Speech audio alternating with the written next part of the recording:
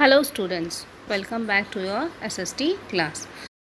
Today we will begin with the concluding part of the chapter number 1, Understanding Our Past in History. Hope you have gone through the chapter and understood the topics that I explained you in my previous videos. That is, what is the need to study history, the periods of history, and how the events are arranged in proper order.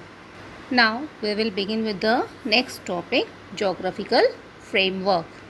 Geographical factors have a great influence on the history of a country. As I explained you in my previous video that our country is a physically diverse country. There are mountains, plateaus, plains, coastal areas in our country which makes unique and attractive. People from far away places are attracted by our country. They come here for trade, traveling and many other things. As you all know, to the north are the great Himalayas which act as a barrier but also have many routes to enter our country. Many travelers, traders came here and brought their ideas which made the culture rich. Some returned back home and others settled down to make India their homeland. Many of the religious leaders used these passages to spread their religious messages.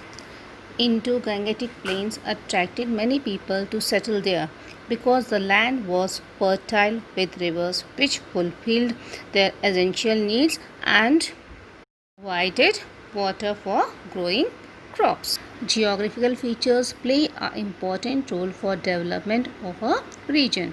The unfavorable environment doesn't attract many people and the population there is low and the culture is also not well developed. The favorable environment attracts many people, so it's densely populated with rich culture and development. Now, next topic, sources of history. Historians and archaeologists study the evidences of past to give a complete picture of past, which helps us to study the history. The two types of sources are literary sources and archaeological sources of history. First of all, literary sources. Literary sources are of two types, secular or non-religious sources. Second, sacred or religious sources. Secular sources include Harshcharit and many other books written by Indian writers. Other than it, Indika by Megasthenes, Shastra by Kautilya and Meghdut by Kalidasa, etc. And sacred religious sources include Vedas and Puranas. Literary sources refer to written account. Long ago, palm leaves or the bark of some trees were used to write on, which are nearly destroyed.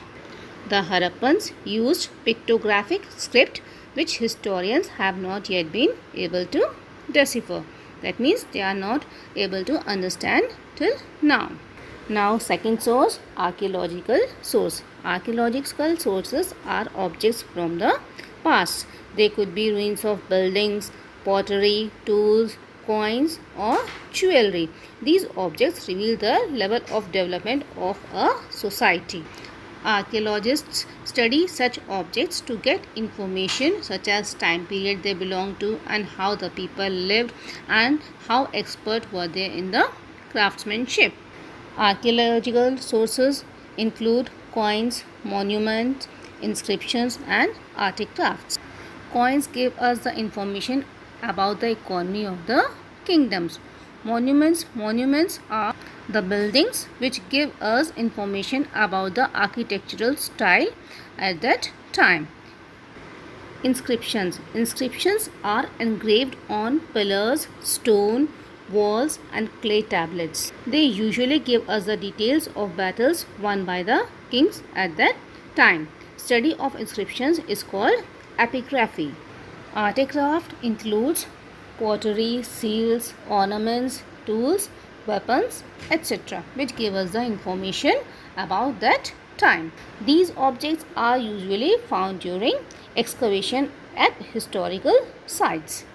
Now you have to go through the chapter, and if you find any difficulty or you are unable to understand anything, you are free to ask me. Okay, thank you. Bye bye for this.